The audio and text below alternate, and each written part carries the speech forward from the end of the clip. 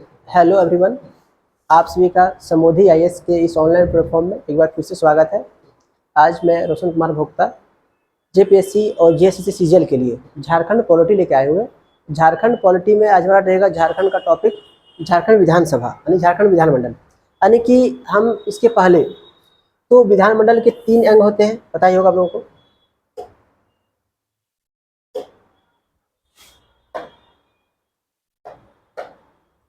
कि विधानमंडल में क्या क्या पढ़ना रहता है?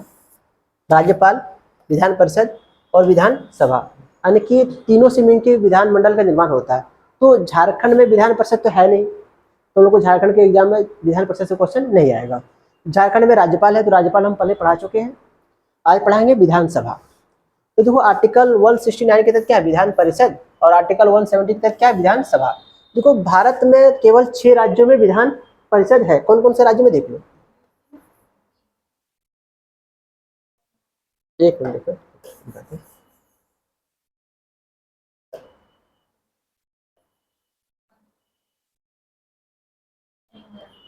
देखो कैसे याद रहेगा, एक बार में याद रह जाएगा, ठीक है। मान लो इंडिया है, तो देखो यहाँ पे क्या है? यूपी और बिहार, यहाँ पे तेलंगाना, आंध्र प्रदेश, और यहाँ पे महाराष्ट्र और कर्नाटक। तो केवल 6 राज्यों में विधान परिषद है, बाकी राज्यों में नहीं है। यूपी, बिहार, तेलंगाना, आंध्र प्रदेश, महाराष्ट्र और कर्नाटक। बाकी झारखंड में विधान परिषद नहीं। पहले विधान परिषद 7 राज्यों में हुआ करते थे। वो जम्मू कश्मीर में विधान परिषद था, लेकिन जम्मू कश्मीर जब राज्य से केंद्र शासित प्रदेश बन गया तो उसके बाद विधान परिषद क्या हो गया? समाप्त हो गया। तो अभी वर्तमान टाइम में विधान परिषद कितने राज्यों में है? 6 राज्यों में। देखो यूपी, बिहार एक जगह, और तेलंगाना और महाराष्ट्र और कर्नाटक, केवल 6 राज्यों में भी विधान परिषद है। हम लोग को विधान परिषद नहीं पढ़ना है, जेपीएससी के सिलेबस में विधान परिषद नहीं है। यहाँ पे देखो विधानसभा, देखो विधानसभा और विधान परिषद। देखो विधानसभा का नामकरण देखो, उसको निम्न सदन बोलते हैं, अस्थायी सदन बोलते हैं, लोकप्रिय सदन बोलते हैं, जनता का सदन बोलते हैं। देखो सबका नाम का क्या क्या डिफिनेशन है। निम्न सदन क्यों बोलते हैं? देखो हमारे यहाँ 2 सदन है, एक होता है उच्च सदन, एक होता है निम्न सदन।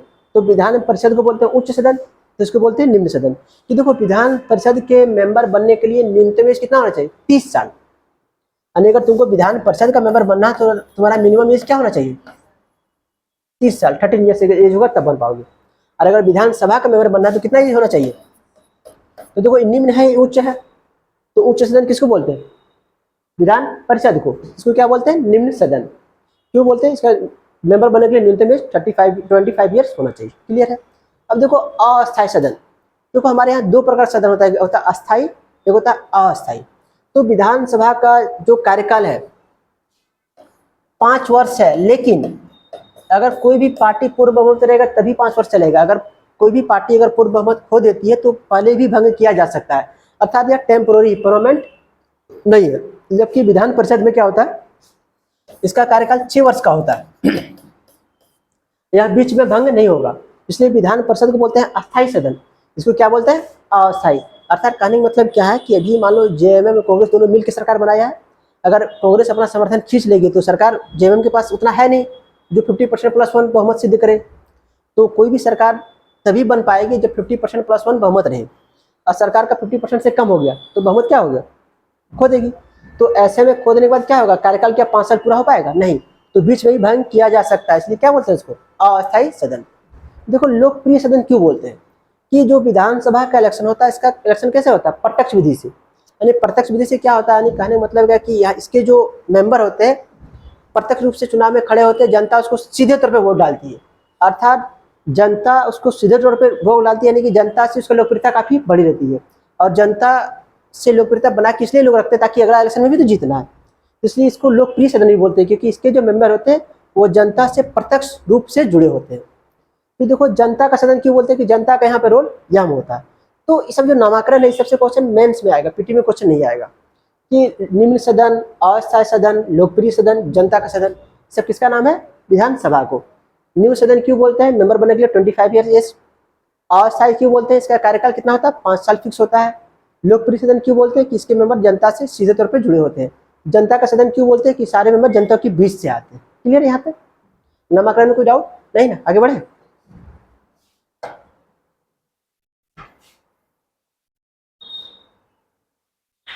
अब देखो संरचना कि अभी जो विधानसभा देख रही हो, इसका जो संरचना, जो सीटों की संख्या है, किसके आधार पर तय की गई है? देखो अभी वर्तमान टाइम में जो भी विधानसभा हो और भारत का लोकसभा, इसकी जो संरचना है 1971 की जनगणना के आधार पर तय की गई है। और यह 84वां संविधान संशोधन 2001 में इसको तय किया गया है और यह 2026 तक यथावत रहेगा। अर्थात कहने का मतलब कि मान लो सीटों का जो बंटवारा किया गया है यह 1971 की जनगणना के आधार पर किया गया। मान लो अभी झारखंड में कितना सीट है? 81। तो किसके आधार पे? 1971 की जनगणना के आधार पे। ये 2026 में परिसीमन होने वाला है और 2026 में जब परिसीमन हो जाएगा तो सीटों की संख्या फिर से बढ़ जाएगी। हो सकता है इस बार देखो कौन सा जनगणना लिया जाए, तो 2001 को लिया जाएगा तो 2011 को जनगणना को लिया जाएगा। तो ध्यान रहे कि अभी जो सीटों की संरचना तय की गई किसके आधार पे? 1971 की जनगणना के आधार पर तय की गई। कौन सा संविधान संशोधन है? 84वां संविधान संशोधन 2001 के द्वारा। और कब तक बना रहेगा? 2026 तक। तो 2026 में क्या होगा? फिर से होगा परिसीमन, तो सीटों की संख्या बढ़ जाएगी। क्लियर है? तो संरचना किसके आधार पर? 1971 की जनगणना के आधार। देखो एग्जाम में गलती हो जाएगा। क्यों गलती होगा? कि वहां पे देगा कि विधानसभा की सीटों की संख्या तय की गई है 2001 की जनगणना के आधार पे, 2011 की जनगणना के आधार पे। तो ध्यान रहे ना 1 ना 11, कब है? 1971 की जनगणना के आधार पर तय किया गया है। अब उसके बाद क्या बोला जाता है कि विधानसभा में अधिकतम कितने सीट हो सकते हैं और न्यूनतम कितने सीट हो सकते हैं। तो विधानसभा में अधिकतम सीटों की संख्या 500 और न्यूनतम सीटों की संख्या कितनी हो सकती है? 60। लेकिन अपवाद में 3 गो राज्य है। कौन कौन? गोवा, मिजो, सिक्किम। अब क्वेश्चन आएगा कि विधानसभा में अधिकतम सीटों की संख्या कितनी तय की गई है? 500 और न्यूनतम 60। लेकिन क्या सब में 60 है? नहीं, क्योंकि जो विधानसभा के सीटों की संख्या जनसंख्या के आधार पर तय किया गया, जिस राज्य में जनसंख्या कम है वहाँ सीटों की संख्या कम है। तो भारत का जैसे पता होगा कि भारत का क्षेत्रफल में सबसे छोटा राज्य कौन सा है? क्षेत्रफल में सबसे छोटा राज्य गोवा है और जनसंख्या में सबसे छोटा राज्य कौन सा है? सिक्किम है। तो गोवा, मिजोरम और सिक्किम 3 ऐसे राज्य हैं जहाँ की सीटों की संख्या न्यूनतम से भी कम है। यानी गोवा और मिजोरम 40-40 है, सिक्किम में कितना? 32। तो क्वेश्चन आएगा विधानसभा में अधिकतम सीट कितने हो सकती है? 500। न्यूनतम कितने हो सकते हैं? 60। अपवाद में गोवा, मिजो, सिक्किम। गोवा भी 40, मिजोरम भी 40 और सिक्किम भी 32। यहाँ तक क्लियर है? आगे बढ़ते हैं। और अधिकतम सीट की संख्या किस राज्य में है? यूपी में है, 403। तो ध्यान रखना हाईएस्ट और लोएस्ट हमेशा पूछा जाता है कि भारत में जितने भी विधानसभा है उसमें से सबसे ज्यादा सीट कहाँ पे है? यूपी में। कितना? 403। और सबसे कम कहाँ है? सिक्किम। कितना है? 32। यहाँ तक क्लियर है?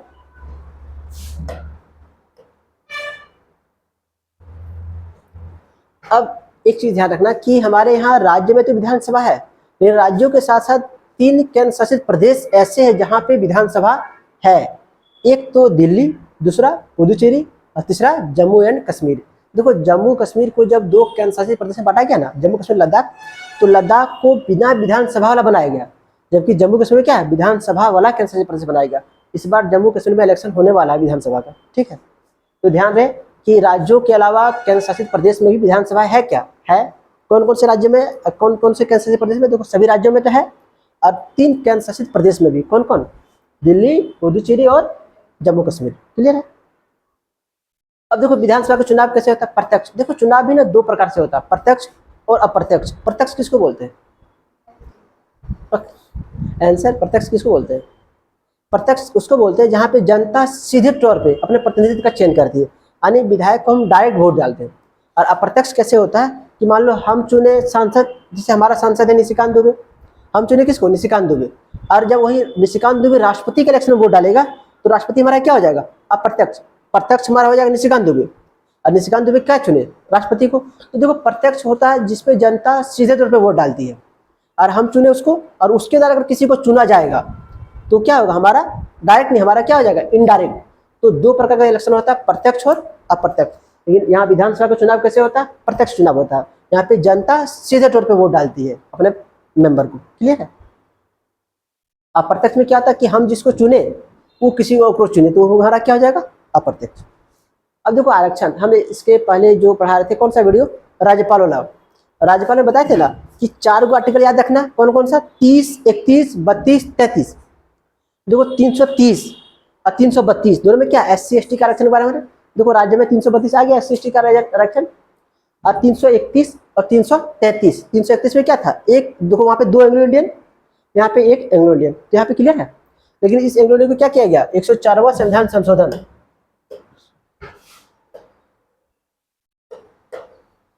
104वां संविधान संशोधन के तहत 2019 में इसको क्या कर दिएगा, समाप्त, यानी अब एंग्लो इंडियन नहीं दिखेगा। क्लियर है। तो कौन सा संविधान संशोधन था, 104वां, जिसके तहत एंग्लो इंडियन को समाप्त। देखो पता है, एक वीडियो आएगा संविधान संशोधन का, क्यों आएगा, देखो 100 संविधान संशोधन क्या था, भारत बांग्लादेश में जो भूमि सीमा विवाद है ना, इसको 101 में समाप्त किया गया, 100 में। और 101 में क्या था, जीएसटी। 103 में क्या, हम लोग का जो ईडब्ल्यूएस है 103 में है। 104 में क्या, यही एंग्लो इंडियन पद को समाप्त किया गया।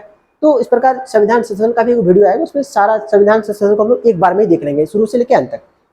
तो ध्यान रहे वह कौन सा संविधान संशोधन था जिसके तहत एंग्लो इंडियन पद को समाप्त किया गया, 104वां। क्लियर है। आगे देखो कार्यकाल, देखो विधानसभा का कार्यकाल कितना होता है, 5 साल। विधानसभा का कार्यकाल होता है 5 साल। और विधानसभा को भंग किया जाता है आर्टिकल 356 के तहत। कैसे, जब देखो राज्य का संवैधानिक तंत्र विफल हो जाता है तो राज्य में क्या लग जाता है, राष्ट्रपति शासन। तो राष्ट्रपति शासन लगते ही राज्य का विधानसभा भंग हो जाता है, और यहाँ पर राज्यपाल जो होता है वो वास्तविक हेड बन जाता है। हम राज्यपाल के बारे में इसको डिटेल से बताए हैं कि आर्टिकल 356 कैसे लगता है, कौन लगाता है, इसमें क्या होता है।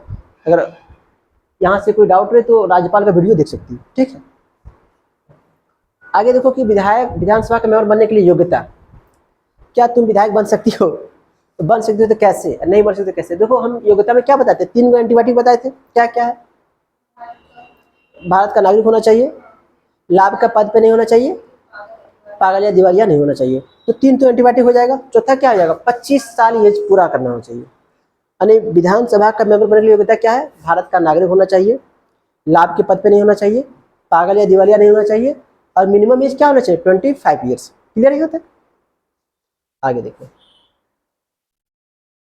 अब यहाँ पे देखो कि राज्य का विधानसभा और विधान परिषद में क्या क्या अंतर है, एक बार यहाँ पे देख लो, ये भी क्लियर हो जाएगा। देखो राज्य का विधान परिषद है, इधर विधानसभा। तो देखो विधान परिषद का कार्यकाल होता है 6 वर्ष, जबकि विधानसभा का कार्यकाल 5 वर्ष। ध्यान रहे, उच्च सदन है तो 6 साल, निम्न सदन है तो 5 साल। क्लियर है। इसका अध्यक्ष उपाध्यक्ष दोनों उसी के मेंबर से बनते हैं, यहाँ भी अध्यक्ष दोनों उसी के मेंबर से बनते हैं। तो इसका मेंबर बनने के लिए क्या चाहिए, विधान परिषद का मेंबर बनने के लिए, देखो यहाँ पर लिख देते हैं, विधान परिषद का मेंबर बनने के लिए चाहिए कितना एज, 30 ईयर होना चाहिए। अगर तुमको विधान परिषद का मेंबर बनना तो तुम्हारा मिनिमम एज क्या होना चाहिए, 13 ईयर्स, 30 ईयर। और यहाँ पे कितना होना चाहिए, 25। यानी कि अगर तुमको विधान परिषद का मेंबर बनना तो 30 ईयर्स तुम्हारा एज होना चाहिए, और विधानसभा का बनना तो 25 ईयर्स। विधानसभा का कार्यकाल 5 साल, विधान परिषद का कार्यकाल 6 साल। यहाँ तक कोई डाउट है। आगे देखो,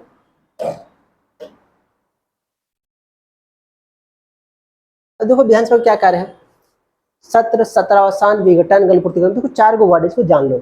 सत्र होता है कि कम से कम एक विधानसभा का कम से कम 1 साल में 2 बैठक होनी ही चाहिए, 2 से कम नहीं चलेगा। अब क्वेश्चन आता है कि 1 वर्ष में कितने विधानसभा का बैठक होना ही चाहिए, तो कम से कम 2 बैठक होना ही चाहिए। अब देखो सत्रावसान क्या आता है कि 2 सत्रों के बीच के जो टाइम होता है ना, उसको बोलते हैं सत्रावसान। अब देखो विघटन, विघटन क्या होता है, जब कोई भी पार्टी अपना मतलब जो भी सत्ता दल का पार्टी अपना बहुमत खो दे या स्वेच्छा से त्यागपत्र दे दे तो क्या होता है, विधानसभा का विघटन हो जाता है। देखो गणपूर्ति कोरम, गणपूर्ति कोरम क्या होता है कि कोई भी बैठक को तभी वैलिड माना जाएगा जबकि उसके कुल मेंबर का कम से कम 1/10 उस पर प्रेजेंट रहे। यानी कहने का मतलब क्या है कि मान लो झारखंड का विधानसभा का बैठक चल रहा है, 81 मेंबर है, तो 81 का 10% निकाल लो, मोटा मोटी 8। कम से कम 8 मेंबर अगर बैठा हुआ रहेगा, उसके बाद कोई निर्णय लिया जाएगा तो उसको वैलिड माना जाएगा। अगर 8 मेंबर से कम लोग बैठा हुआ है तो उस बैठक को बैठक नहीं माना जाएगा। देखो गणपूर्ति कोरम को ना इंदिरा गांधी के टाइम में खत्म कर दिया गया था। तो इंदिरा गांधी क्या करते थे, अकेले बिल पारित, कोई दिक्कत नहीं, तो नहीं फिर से इसको जोड़ा गया गणपूर्ति कोरम। यानी गणपूर्ति कोरम कहने का मतलब है कि कोई भी बैठक या विधेयक को तभी पारित माना जाएगा जब उस सभा के कुल मेंबर का 1/10 उसमें प्रेजेंट रहेगा। क्लियर है।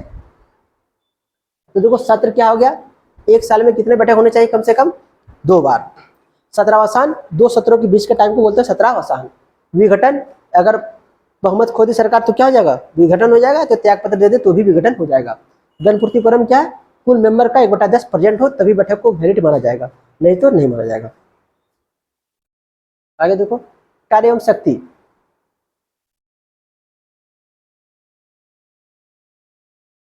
कार्य शक्ति क्या है कि कोई भी बिल या विधेयक हो उसको पारित करना इन लोगों का कार्य शक्ति है। उसके बाद क्या है, मंत्रिपरिषद विधानसभा के प्रति उत्तरदायी होते हैं। देखो मंत्रिपरिषद पूछा जाएगा किसके प्रति उत्तरदायी होते हैं, तो मंत्रिपरिषद सामूहिक रूप से विधानसभा के प्रति उत्तरदायी होते हैं।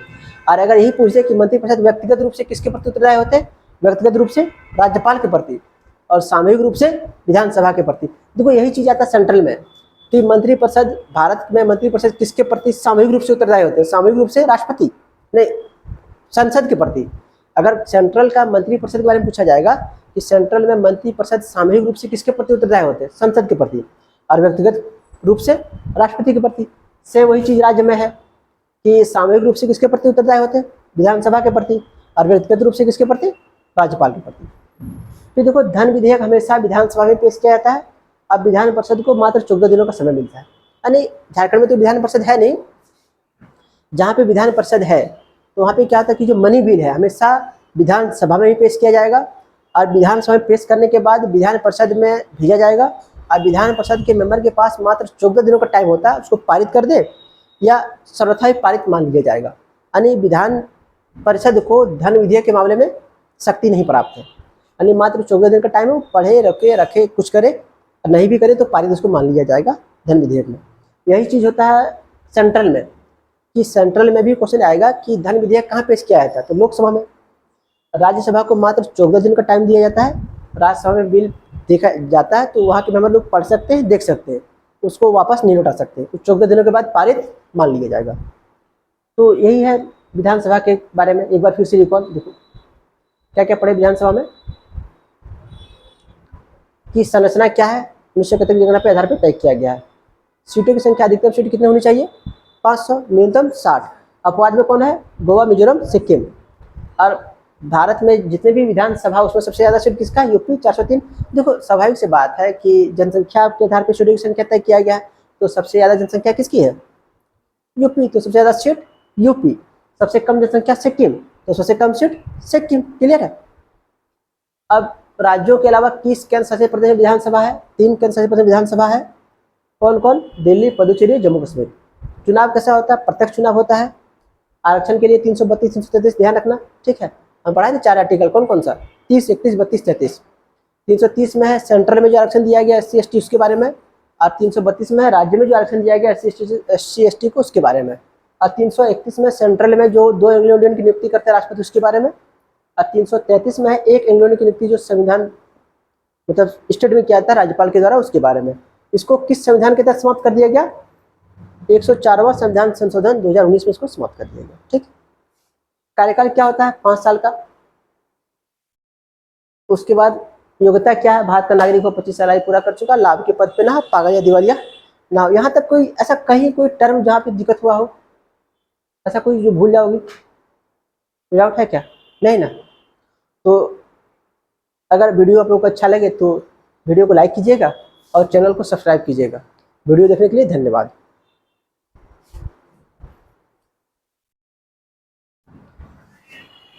हाँ बिल्कुल।